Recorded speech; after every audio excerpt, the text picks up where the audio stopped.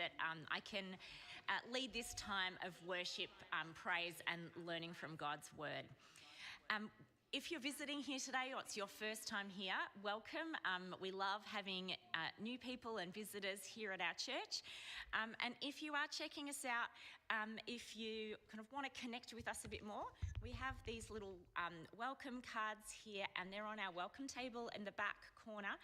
So you're welcome to grab one of those and fill that in. And if you prefer to do that sort of thing digitally on your phone, on the back of the seats there are QR codes. So you can also do this entirely same process through your phone if you prefer to do it like that. We have our live stream going today. So every week, almost every week of the year, we live stream our service, which is fantastic. Next week, I'll be joining by live stream. I'm going to go to hospital for a little operation on my foot next Friday. So for at least 1 week, I'm going to be joining by live stream. So that'll be great. But just to also let you know, the cameras all point to the front. So please don't be concerned that your faces are going to be spread across the internet.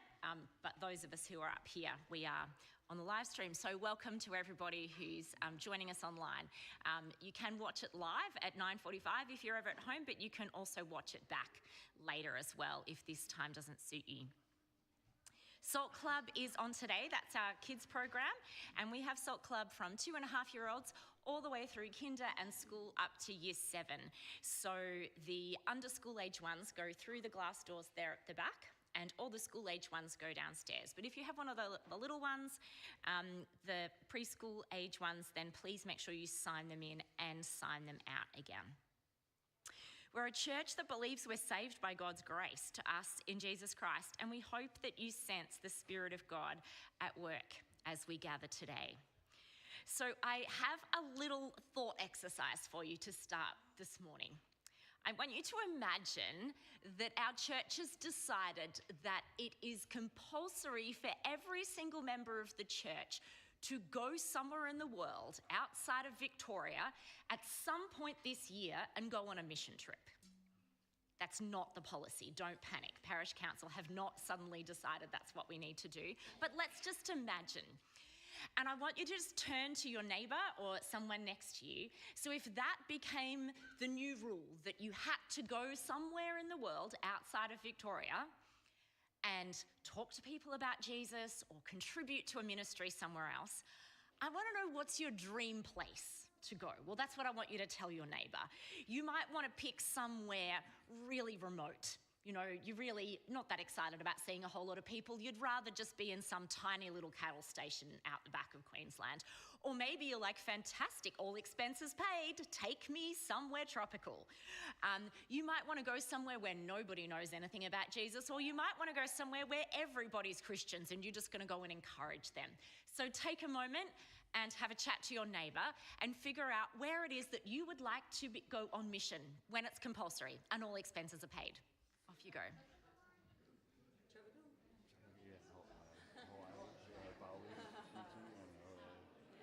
Fiji sounds nice. They're nice people too. Feels like I've done this.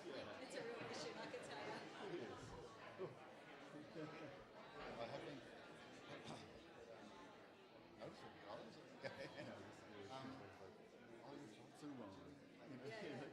Yeah.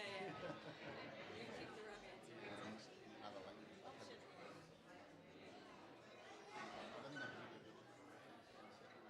I reckon when I retire, There's a whole lot of new ones. so I think wherever it was. Thanks, everyone. I look forward to hearing over morning tea some of the amazing places that you wanted to go. I would choose the Netherlands because I was born there. I would particularly want to go there in winter, and I would want to, at some point while I was there, go in one of their ice skating up a frozen river events. That would be really fun, once my foot is fixed. That would be a bit ambitious at the moment. And I think I would choose the Netherlands because while it traditionally was a Christian country, it's quite a secular country now. So I think that would be a great place to go. That's my choice. Okay, we are going to say this short call and response prayer together, and then we're going to join together in our first song. Bless the Lord who forgives all our sins, whose mercy endures forever.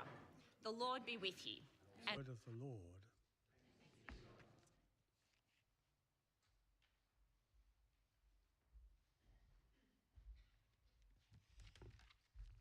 Good morning, everyone. For those of you that don't know me, my name's Daniel. Our minister, Daniel, is away for the long weekend, so I'm the other Daniel. He gets rolled in. For those, I know some of half of them have abandoned me, but some of the teenagers always like to play a bit of sermon bingo. So for the sake of those that do like the little game, as we go through this passage this morning, there's 4 things that you might want to look out for, and I guess my challenge for those of you that want to play is to come and tell me what their relevance was by the time we get to the end. And it's a little teaser for you to look out for things. So watch out for these 4 things referenced. The Book of Mormon, you weren't expecting that one to start with. Sudan, running, and exclusion. Book of Mormon, Sudan, running, and exclusion. There we go. There's your little teaser. This morning in our passage in Acts, we met 2 very different people. We met Philip, an ordinary church member who started out serving food to widows. We'll talk a bit more about that. And the other one we met was an international government official travelling home from Jerusalem in his luxury chariot. And somehow on this quiet desert road, these 2 met and something amazing happened. And what I want to do this morning is have a look first at each of those individual characters and unpack a little bit of, or fill out a little bit of who they are and what their kind of story might be. And in doing so, think about what do we see as parallels in our own life experience and those around us?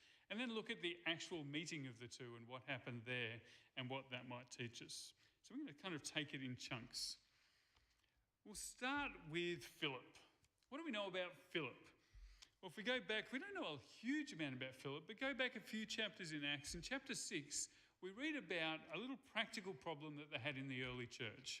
We don't have practical problems in the church anymore. We've resolved all of those. But in the early church, they had this was the practical problem of the time. The community was growing quickly, and who would have thought there was some tension? The Greek-speaking Jewish widows were somehow being overlooked in the daily distribution of food. And this was upsetting people. And so the apostles decided to resolve this. They appointed 7 trustworthy people to oversee this ministry so that they could then go and focus on the prayer and teaching. So they formed a committee, made a roster, and solved the problem. Those 7 people that were rostered on included Philip. He was one of the 7. So Philip was in a role of practical service, important work, but nothing glamorous. He wasn't preaching, he wasn't leading. He was on the morning tea roster, let's be honest. That was his job. And so that's the first thing we learn about Philip. He's clearly very capable in looking after practical matters. We know that those 7 people all had Greek names, which probably gives you a clue as to why they were chosen to make sure the Greek-speaking Jewish widows got their food. But it also tells us something else about who we might be linked with, because Stephen, who was killed just a few chapters ago, was also one of those Greek-speaking Jews. And so it's reasonable to suggest that Philip and Stephen might have been close. And Stephen's death would have had a big impact on Philip. If you want to know a little bit more of the background of that, just very quickly, the early church had 2 broad cultural streams. You've got the Hebraic Jews. They would have been Aramaic-speaking, culturally closer to traditional Judaism. But then you had the Hellenistic Jews, Greek-speaking, shaped by the wider Greco-Roman world. And so those Jewish groups spilled over into the early Christian church, and obviously there was some tension there at times. Stephen and Philip are from that Hellenistic group. So there's a little bit about Philip. After Stephen's death, the believers scattered because of the persecution that was there, and we heard a bit of that at the start of the reading. So they scattered. Philip went to Samaria. Interesting choice, because we know, we're very familiar with this. For the Jewish people in first century, Samaritans were religious outsiders and historical rivals. There's centuries of hostility between the two of them. Now, we know that Jesus crossed that barrier during his ministry, but the early church hadn't yet fully kind of followed that pattern. So there's still tension and animosity there. But the persecution was such that Philip thought that was a better option than staying where he was. So Philip goes to Samaria. And what do you know? He's quite well received there. In fact, this amazing ministry breaks out. He goes and talks about Jesus, and it sounds like he does some miracles, and people love it, and they want to know more. And so he goes from being on the morning tea roster in Jerusalem to leading this thriving ministry in Samaria. And things are going great, and as it's ticking along, then God tells him, an angel, a spirit, something tells him, actually, Philip, I need you to leave here. I know things are going well, but what I'd like you to do is to go out and hang out on the desert road from Jerusalem to Gaza. You know, probably not the call he was looking for. Finally, things are looking up, things are going well, and God says, actually, can you go out to the desert road? There's an exciting call. I bet no one, when Helen asked you to think about where you'd go for your mission trip, but no one said, oh, a desert road, that'd be where I'd go. Maybe you did. But that's where Philip gets sent. And on that road, the angel says, see that chariot coming with that high-powered guy in it? Go talk to him. So that's Philip leading up to this encounter. Yeah, imagine you're Philip. Imagine that sort of journey. Morning tea roster, things have turned bleak. The family's had to move. You've had to relocate. You go somewhere where you really don't expect to fit in. You receive a surprising welcome. Things are going great. And God says, no, leave again. Go out onto a desert road and you'll find someone to talk to. Now, maybe bits of that journey resonate with you. Maybe you haven't had that journey, but you could just relate to the idea of feeling like in some way you're standing on that desert road when it comes to opportunities to talk about your faith. You're hardly being mobbed by people wanting to know why you're a Christian. In fact, it's quite the opposite. No one's really interested and there's not many to talk about. I was thinking about that idea of where we want to go, where would Philip want to be sent on mission.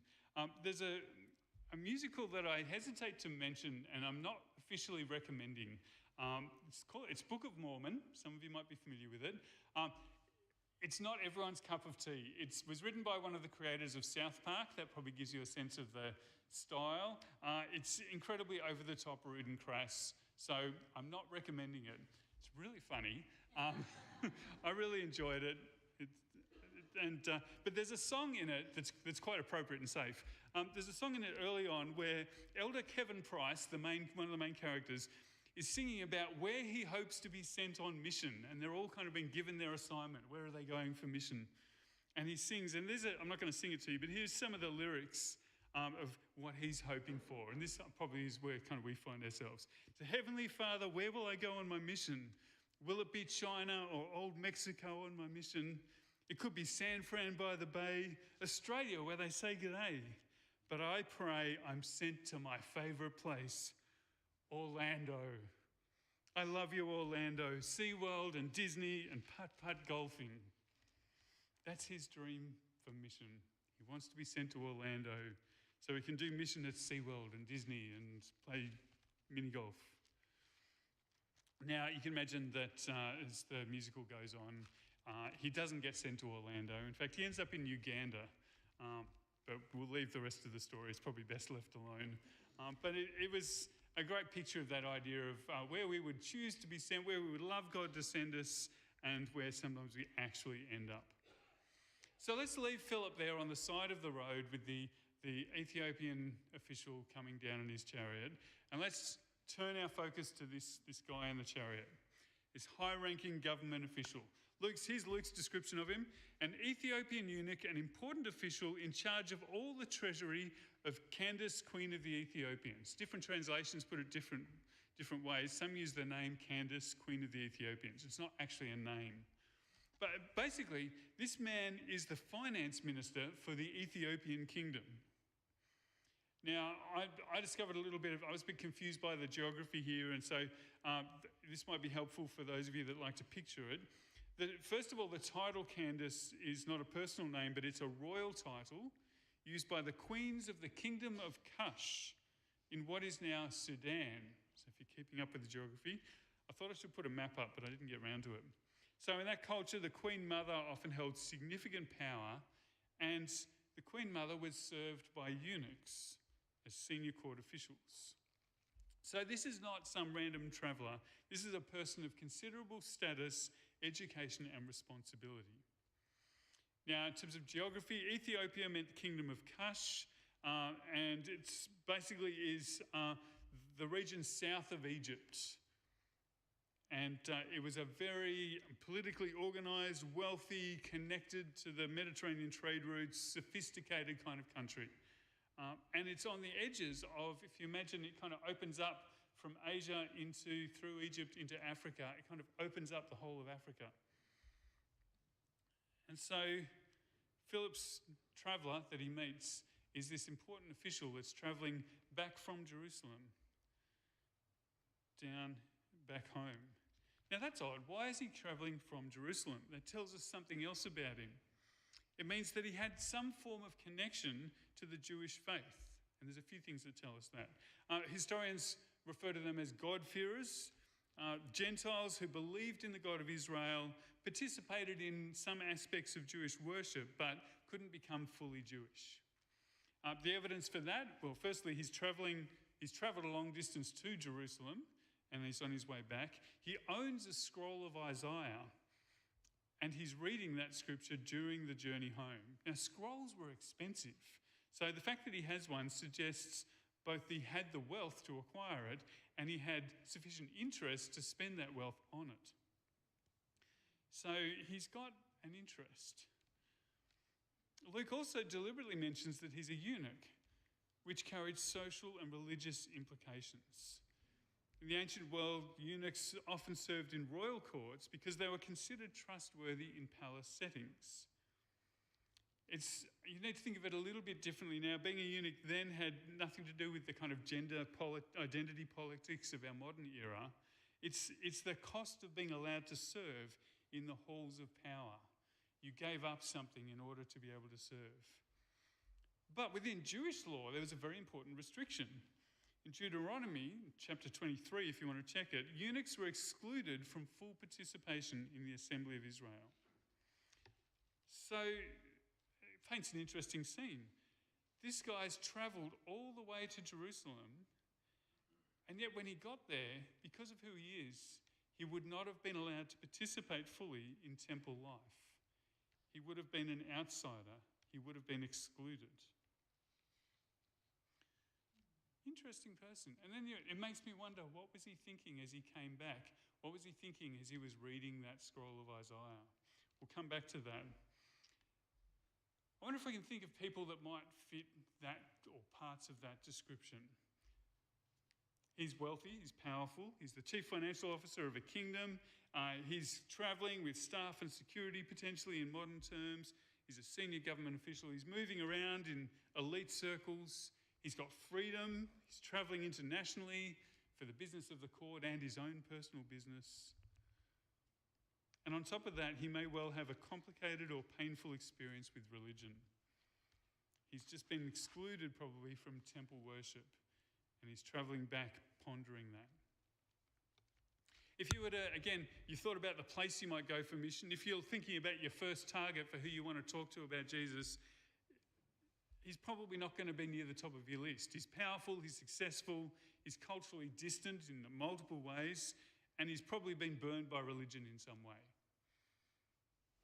Not a soft target, you would think. Not someone that's desperate to know. And here he is travelling down the road in his chariot. So we've met our two characters. Let's have a look at what happens when they meet. Actually, the encounter itself is only about 14 verses. It packs a lot in, but we don't know a lot. So Philip, hanging out on the desert road, Ethiopian rolls by in the chariot. The Spirit says to Philip, go to that chariot and stay near it. So Philip dutifully goes up, It says he jogs next to the chariot, he runs to the chariot, and he hears the Ethiopian reading Isaiah, which, by the way, means he was reading it out loud, which I'm not sure what to do with. To me, that just makes the story feel even weirder. Maybe that was normal at the time. But either way, it paints a funny picture. He's reading it out loud. Philip hears him and asks him if he understands what he's reading. Picture this scene, though. Philip had to run to the chariot.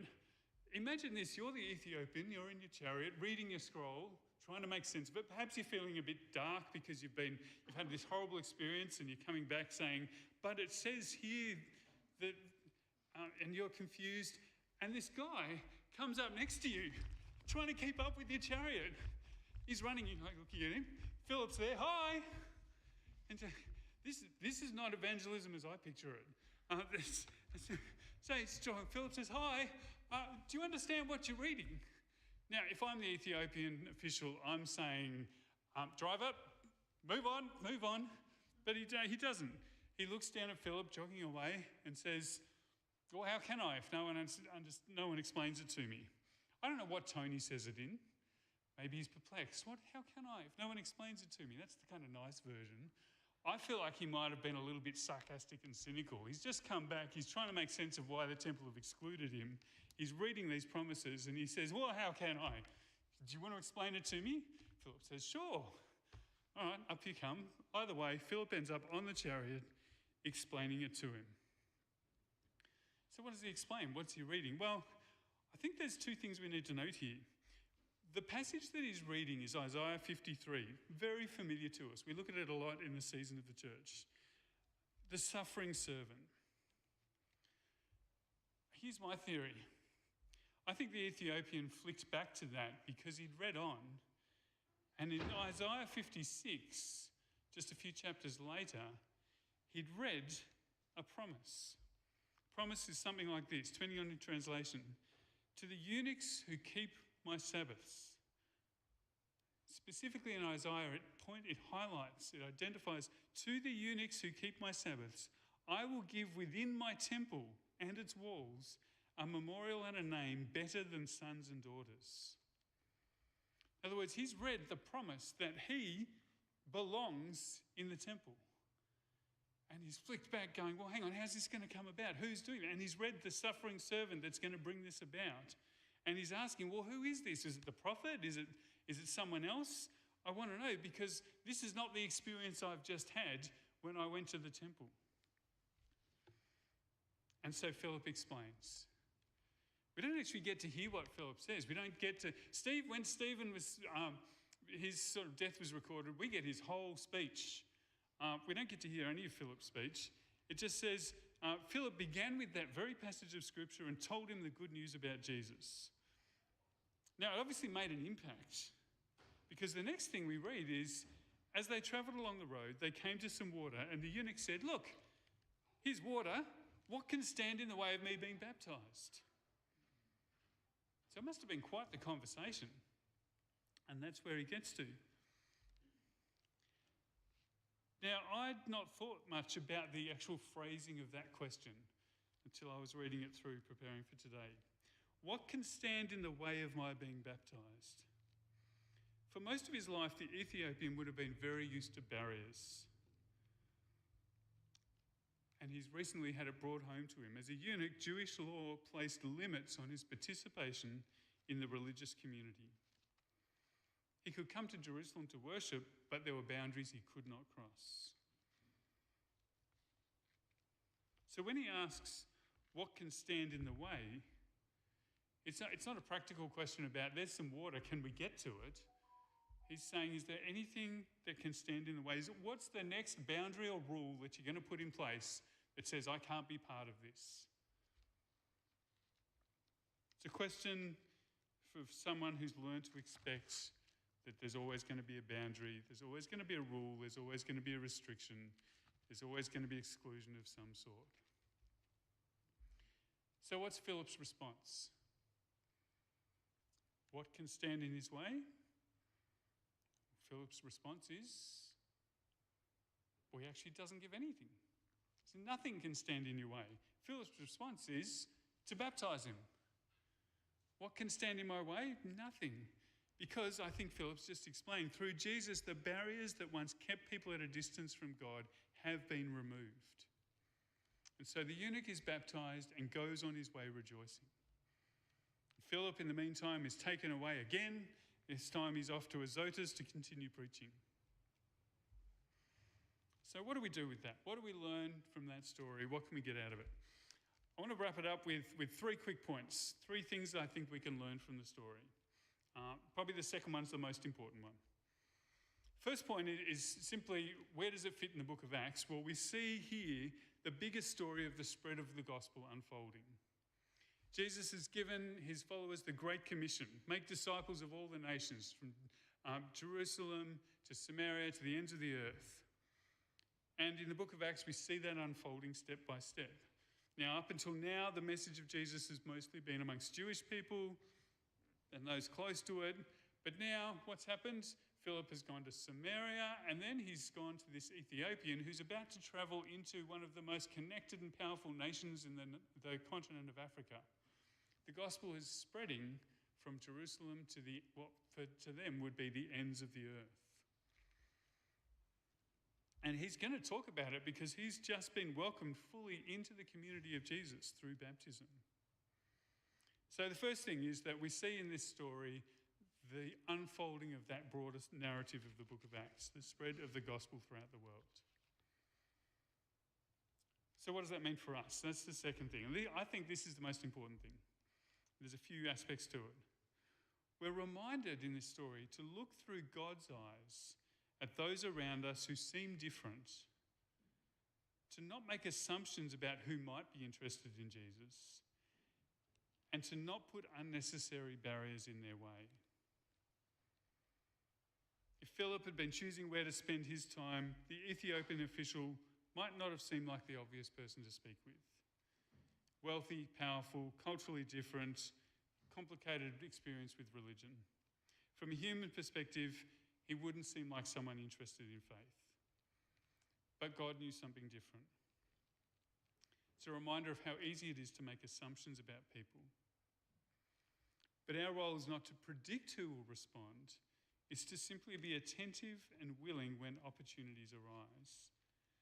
And to make sure, and perhaps this is a little bit of what some of us discussed on church camp, talking about our strategy, an interesting thing for us as a church to think about, to think carefully about whether we're putting unnecessary barriers in people's way in the things that we do and say. Philip didn't know who we'd meet on the road. He simply followed where God led him and was ready when the moment came. Which brings me to the last thing. We're reminded of the importance of our own faithfulness in the small things. Philip's story doesn't read like a carefully planned path. It's got elements of the journey most of us as ordinary Christians experience.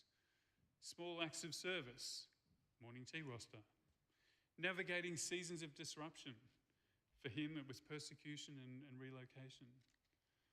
Stepping into places you don't expect.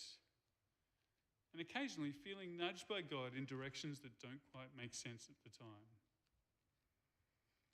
Most of us don't live dramatic missionary stories. Our lives are made up of ordinary responsibilities, some unexpected turns, some moments where we simply try to be faithful in whatever situation we find ourselves in. And so we do what Philip does. We serve where there's a need. We adapt when circumstances change. And when God nudges him or us to the next step, even if it seems strange, we're willing to go. Philip probably had no idea that day that his simple obedience would become part of the story that we're still living out thousands of years later.